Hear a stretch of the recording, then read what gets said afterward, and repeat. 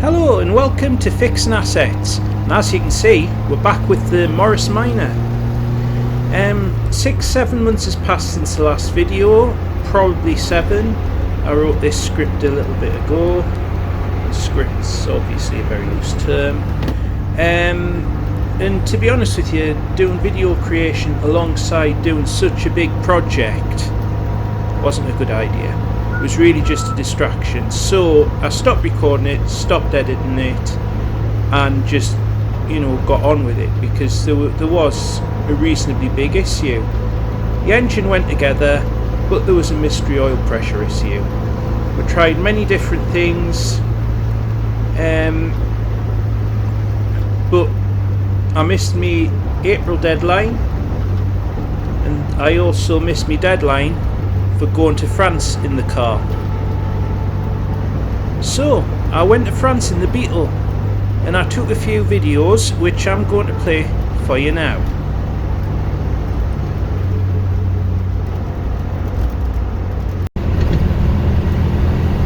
Keep right. Well, it looks like we're on the M25 now, and it lives up to its reputation. Continue for 16 miles. Oh yeah, goody, 16 miles away straight.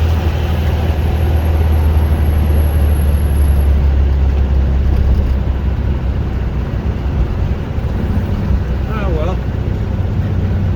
At least it's a big long while until we train.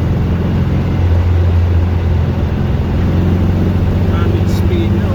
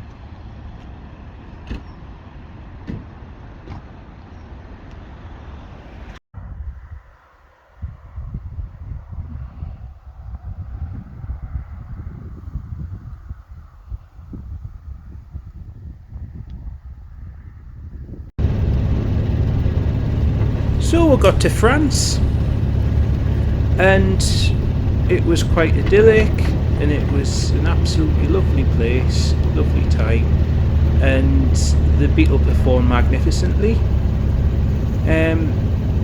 Apart from in a couple of instances it had vapour lock, but all you did was you turned the engine off, you let it recover, turn it back on, and away you went. So I was quite happy with that, and the landscapes were nice, and it does look like I went and stayed near the Windows XP backdrop, but that's in America, so it wasn't that. And I mean, the only big issue was when I got back, the alternator was shown as failing, and it blew a spark plug out. So that's my next job with the Beetle. It's been parked up pretty much ever since, because the key thing was to get the Morris back online and up and running, ready to go on more adventures with it. So I think it's about time we get back on with that.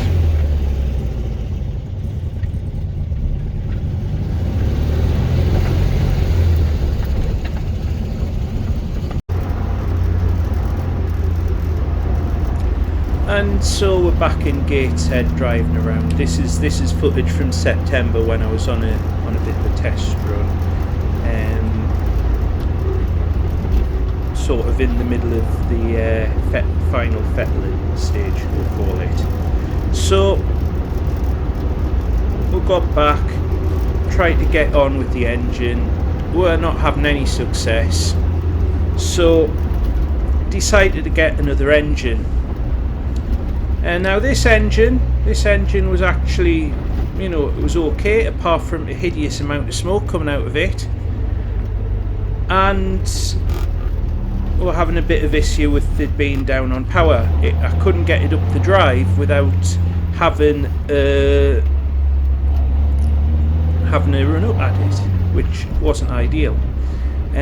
So after trying to sort that out, decided, you know what, we'll get the other engine up and running, the other block, because even if this one we've got the power back in it, there's so much smoke coming out of the back of it, it's embarrassing. So we got on with the other engine, found the oil pressure issue, which will just leave as being a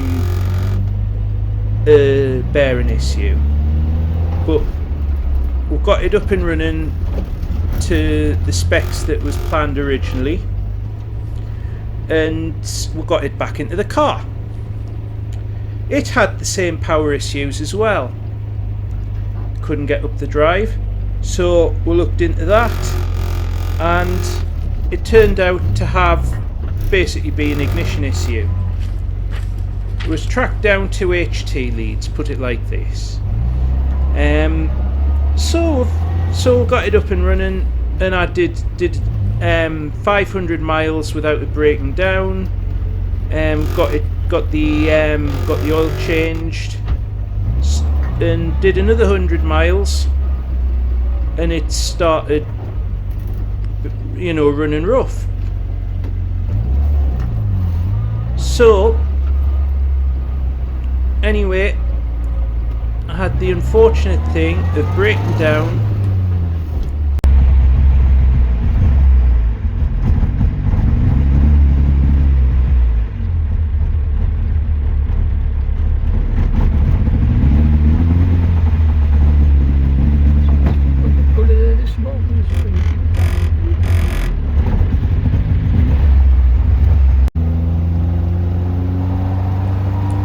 so we'll progress with the repair of this. Unfortunately I had COVID, so someone else fixed it. It required a carb rebuild, which made it run really nice, and the key thing was that the condenser basically stopped working, and it was because the terminal had snapped off it.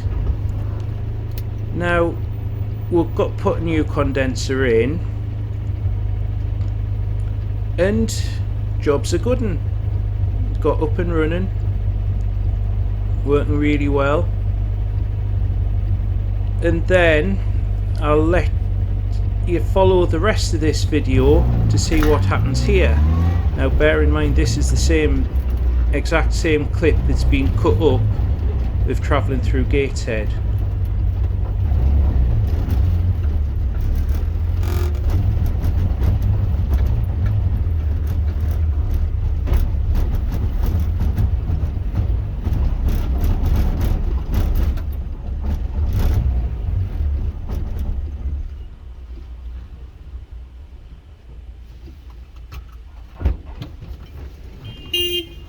Helpful.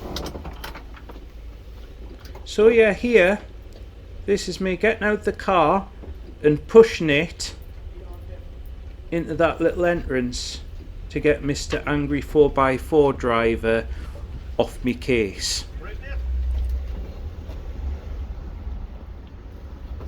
As another update, same thing happened again. The engine cut out in the worst possible place. I've got a video of where it cut out. You can probably laugh at it, but yeah, cut out at the worst possible place, and it was condenser related. I had to push the car out of the way, open the bonnet, played with where the springy bit on the distributor, and it worked fine. So dodgy hand. What I've got is a spare distributor that's a 25D4, I think it is. But this one here is the 45D4 that I was using. It has worked perfectly for however many years, but I have changed the points and the condenser many times in the last month, and I think I can see what may or may not be the issue. Right, so where the points and the condenser meet, which is here, that bit here comes out. Now I think that has gone down, hit the chassis and shorted it out so it doesn't actually work. So I've popped it back into its groove, but it's not too difficult to do that. And I'm wondering if better quality points and stuff, wherever you can get them from, would actually be of benefit. However, the other distributor's an original one, whereas that's a copy one, so it's a pile of rubbish. So that is going to live in the car as a spare, and that is the car running. The other things I've done is I've got like a special flasher thing for 10. So what this is something I devised a while ago, because the bulb at the end of the indicator doesn't flash unless it's really dark and it's very dim. So when you put the indicators on, that light there flashes, but what was happening was when you turned the lights on, it stopped flashing. Now where I was taking the earth from was actually the headlight switch, so I've moved it to a different earth, and you put the headlights on and it still flashes. Now I've got the stereo is working a treat. Everything's working a treat, or it was. Touch wood. So yeah,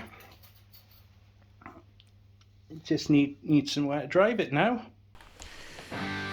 So after that little clip was taken, we dismantled the old distributor. By the old distributor I mean the cheap copy distributor.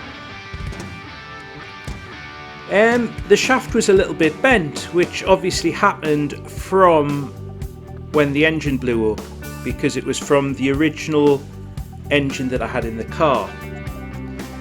The bearing was also gone on it. So the theory is that when the car was running at really low speeds, like it was in the city centre, the distributor was vibrating and knocked the spring off the little hook, and it was also vibrating so much that it split the bracket away from the condenser, which is why the condenser died. So that condenser has been thrown in the bin, and so that's roughly where we are, apart from it's broken down again. I'm going to do a separate video on that because, well, it's not fixed yet, but it's ignition related again. It required Mr. AA Man to come out, which is unusual for me because I'm usually quite self-reliant, but it was raining and there was only one of me, and it turned out that to find out what the fault was, it required someone to be looking in the engine when the ignition key was turned on. So I don't really want to spoil that for you. The other thing I've done is I've got the heater pipe sorted so that it'll demist the windows.